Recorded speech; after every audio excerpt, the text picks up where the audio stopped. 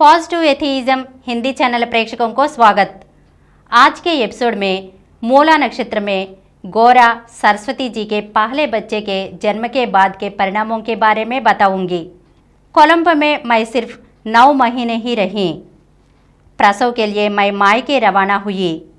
मुझे विजयनगरम में छोड़ गौरा जी वापस कोलंबो चले गए। विजयनगरम आते समय रास्ते में हम काकीनाडा में रुककर सास ससुर जी से मिलकर आए। मेरे कोलंबो के अनुभव विजयनगरम के सभी के लिए आश्चर्यजनक चीज़ें थी। सबने मुझे से कई तरह के सवाल पूछे, मैंने सबका हटकर समाधान दिया। वे कोलंबो में थे। इसके पहले ग्रहण के समय कोलंबो में पुराने आचारों का पालन न करने के बाद सब जानते हैं। ग्रहण के समय माँ गांव में नहीं थी। मेरी बड़ी भाभी और मैं ही घर में थे। इसके पहले ग्रहण के समय मैं घर में नहीं थी, आराम से बाहर घूमी। इसलिए अब ग्रहण के समय घर में बैठने की इच्छा नहीं हुई। मेरे घर के बरामदे में आराम से घूमी, फल खाए। भाभी ने मुझे प्रोत्साहित नहीं किया, लेकिन टोका भी नहीं। मेरे भावनाओं में परिवर्तन को उन्होंने स्वीकार किया। मगर गांव के बाकी दोस्तों और अड़ोस पड़ोस के लोगों को जब बात यह पता चली तो वे सब मुझसे बहुत नाराज हुए। कोलंबो में अकेले रहकर हमने जो कुछ भी किया वह बात अलग थी, लेकिन अब गर्भवती होकर वह भी अपने खुद के गांव में घर में रहकर पुराने संस्कारों के विरुद्ध जाना समाज के लिए स्वीकार्य नहीं होगा। दूसरे दिन माँ जब वापस आई, यह बात जानकर बहुत दुखी हुई। अब कुछ कर भी तो नहीं सकती थी। मुझे 8वां महीना चल रहा था, तब तक बच्चे का आकार बन चुका होगा। वह भी ग्रहण शाम के 4 बजे के बाद होने की वजह से मुझे शायद ठीक तरह से ग्रहण नहीं दिखा होगा। ऐसा सोचकर उन्होंने अपने आप को सांत्वना दे दी। बहरहाल जो कुछ भी हो, मायके में भी समाज के विरुद्ध जाकर शास्त्रीय दृष्टिकोण का आचरण करने की वजह से मेरे में धैर्य की भावना और बढ़ गई। यह सारी बात मैंने गौरा जी को पत्र के द्वारा बताया। वे बहुत खुश हुए। 1928 में जुलाई 29 को मेरी बड़ी बेटी पैदा हुई। वह मेरी पहली संतान थी। इसके गर्भस्थ अवस्था में मैं 2 बार संप्रदायों और आचार व्यवहार उनके विरुद्ध ग्रहण को देखा। ग्रहण के समय खुलेआम घूमे, इसलिए इस बच्चे में किसी भी तरह का अपंगता पाई जाएगी। सोचें, सभी ने इस बच्चे को बड़ी तीखी नज़र से देखा, परंतु बच्ची एकदम स्वस्थ और किसी प्रकार के शारीरिक दोष के बिना पैदा हुई। मेरे साहस के लिए जिन्होंने मेरा विरोध किया तो दूसरी ओर बच्चे के स्वस्थ और बिना किसी दोष के पैदा होने के लेकर बहुत खुश हुए। पर यहाँ एक समस्या पैदा हुई। सबने कहा कि बच्ची मूला नक्षत्र में पैदा हुई, इसलिए शांति करना अनिवार्य है।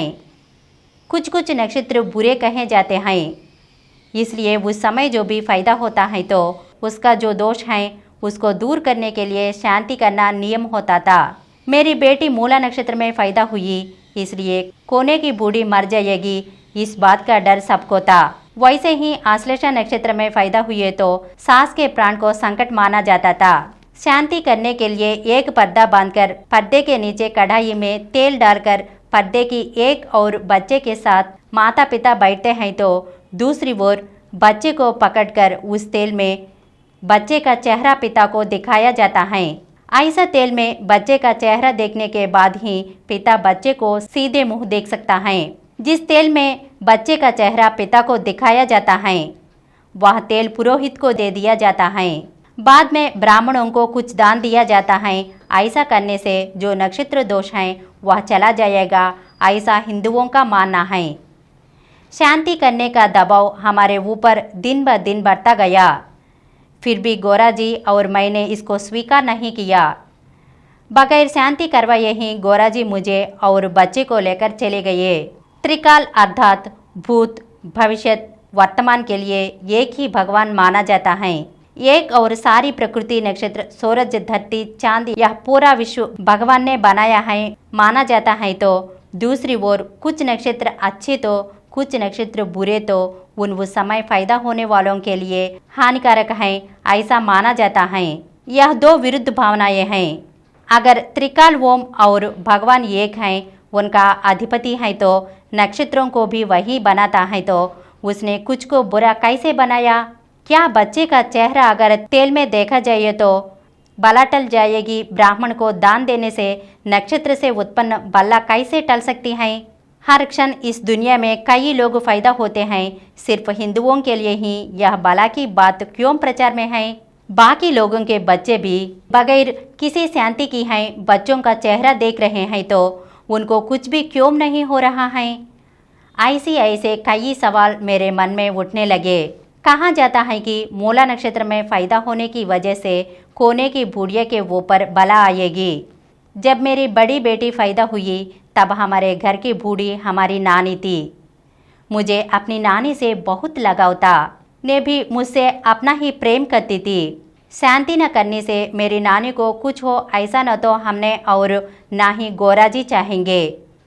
हमने शांति करवाने से मना किया। इसका अर्थ यह नहीं है कि हम नानी को खोना चाहते हैं। यह सब एक अंधविश्वास था।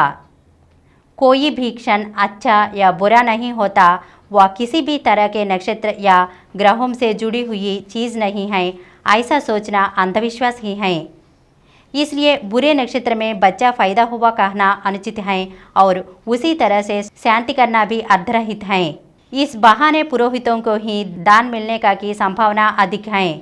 सर पुराने रीति रिवाजों विश्वासों के विरुद्ध सवाल न करके डर के मारे उनका अनुसरण करेंगे तो हर अंधविश्वास का समर्थन करने की सब कोशिश करेंगे।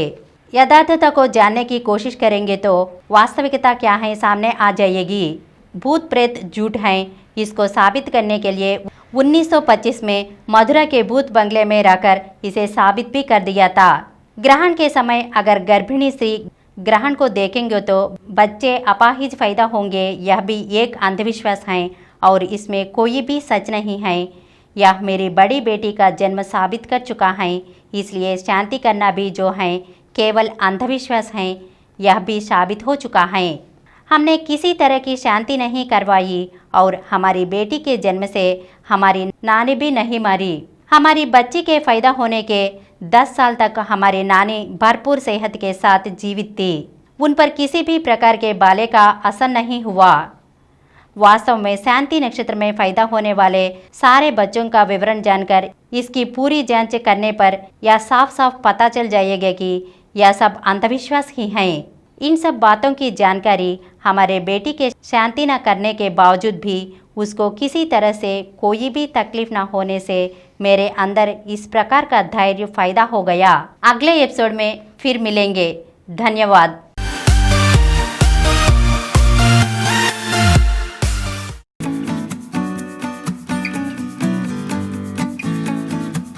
Please download Samaram multi-channel app and watch your favorite channels from your mobile. App available on Google Play Store and subscribe to the channels. For more videos, please subscribe to this channel Positive Atheism and activate the bell icon.